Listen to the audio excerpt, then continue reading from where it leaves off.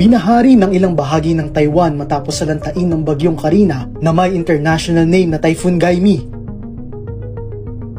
Alas 6:20 ng umaga ng July 25 nang lumabas sa Philippine Area of Responsibility ang bagyong Karina matapos manalasa sa iba't ibang parte ng Luzon. Sunod namang naglandfall ang bagyo sa northeastern coast ng bansa sa Yilan County bandang hating gabi ng Miyerkules, July 24. May dala itong bugso ng hangin na aabot sa 227 km per hour ayon sa kanilang Weather Bureau.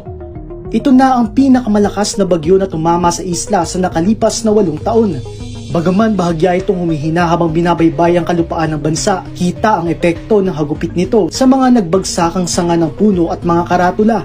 2 ang naiulat na nasawi habang 266 ang nasugatan ayon sa otoridad.